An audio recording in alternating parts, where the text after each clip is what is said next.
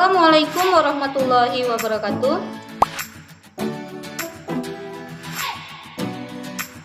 Di sini kami akan menjelaskan materi tentang lingkungan pemasaran.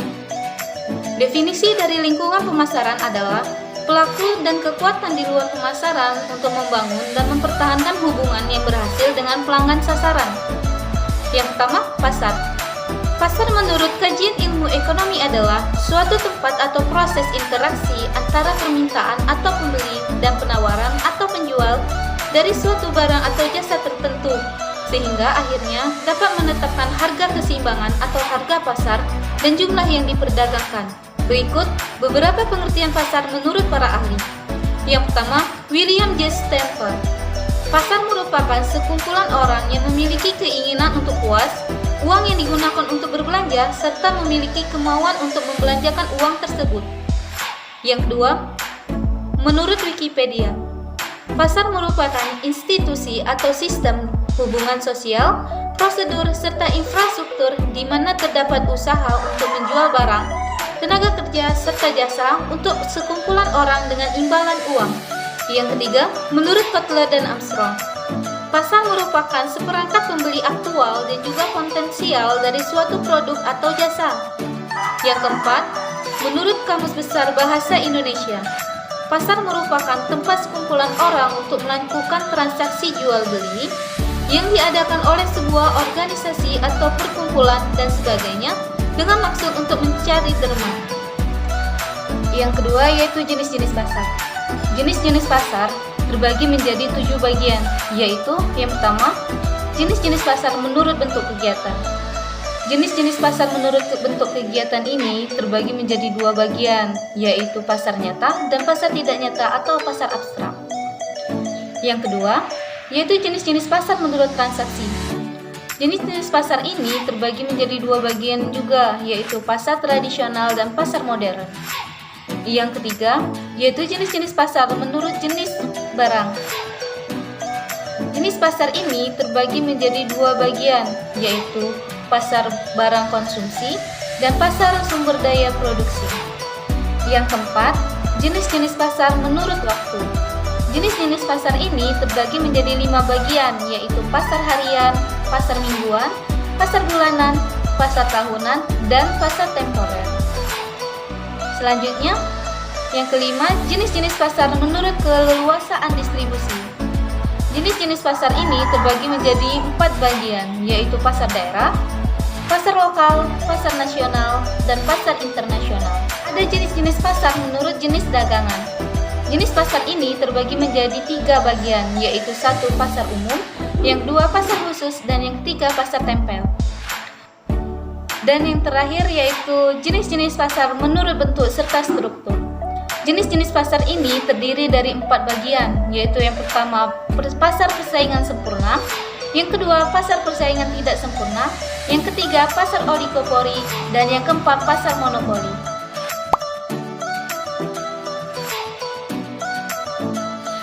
Sebelumnya, kita harus tahu apa itu lingkungan mikromanajemen pemasaran. Lingkungan mikro adalah lingkungan yang dibuat oleh individu dan organisasi yang dekat dengan perusahaan dan berpengaruh langsung pada pengalaman pelanggannya. Lingkungan pemasaran mikro berhubungan dengan pelaku-pelaku yang aktif dari luar perusahaan. Meskipun keberadaan mereka di luar perusahaan, namun eksistensinya memberikan pengaruh yang cukup signifikan. Lingkungan mikro relatif dapat dikendalikan karena tindakan bisnis dapat mempengaruhi pemangku kegiatan tersebut. Lingkungan mikro perusahaan terdiri dari pelaku-pelaku lain yang dekat dengan perusahaan dan bergabung untuk membentuk jaringan penghantar nilai perusahaan dan mempengaruhi kemampuannya untuk melayani pelanggannya. Di sini terdapat 6 lingkungan mikro. Yang pertama, pasar atau perantara pemasaran. Perantara pemasaran adalah mereka yang membantu perusahaan untuk mempromosikan, menjual, ataupun mendistribusikan barang pada pembeli akhir. Pihak ini berada di tengah, yakni antara perusahaan dan juga konsumennya. Mereka bisa berupa individu ataupun kelompok. Di sini terdapat 4 perantara pemasaran. Yang pertama, middleman, yaitu perusahaan yang membantu mendapatkan pelanggan. Yang kedua, perusahaan distribusi fisik, yaitu perusahaan yang membantu untuk menyediakan dan mendistribusikan produk pasar dari tempat asal ke tempat tujuan. Yang ketiga, biro jasa pemasaran yang membantu perusahaan dalam mempromosikan produk ke pasar sasaran dengan tepat waktu. Dan yang keempat, perusahaan keuangan yang meliputi bank, perusahaan kredit, ataupun perusahaan asuransi yang membantu perusahaan dalam melakukan transaksi keuangan.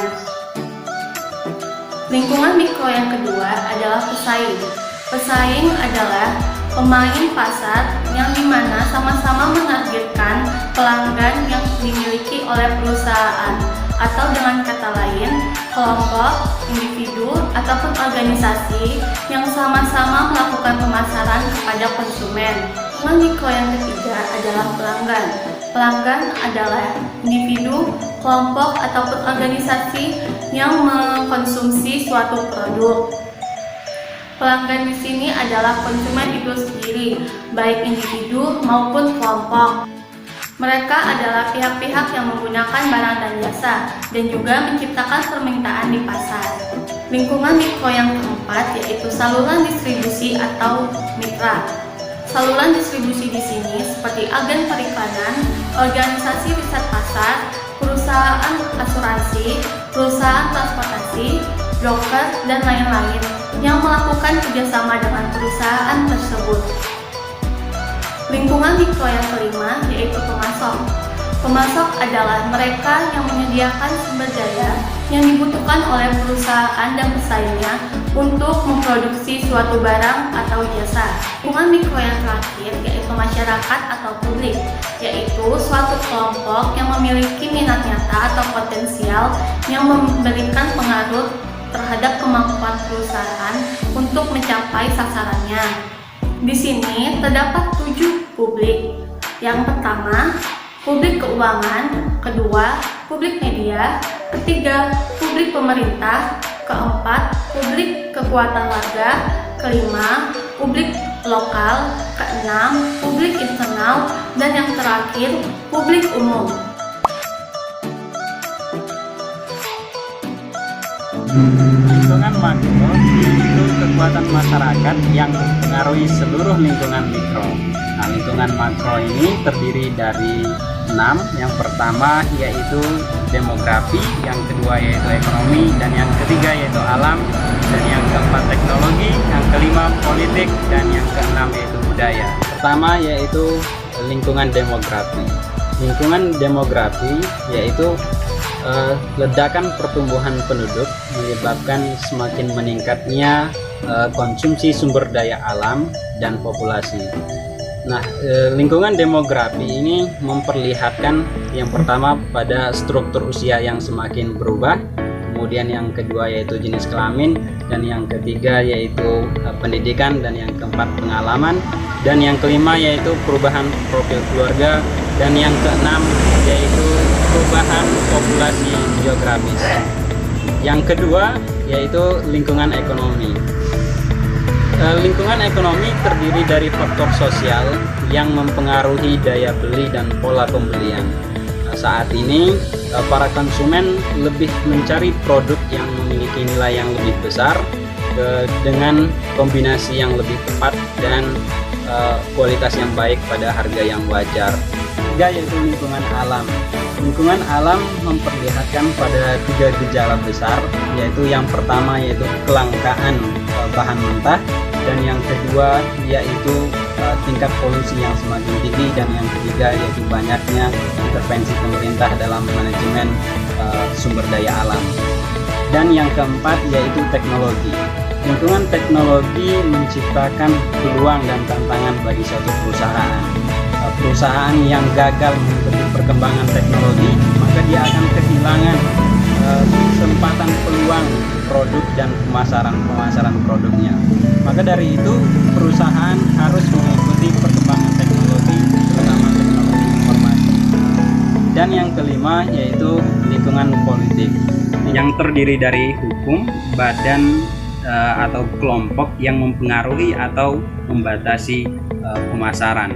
Contohnya yaitu perubahan global.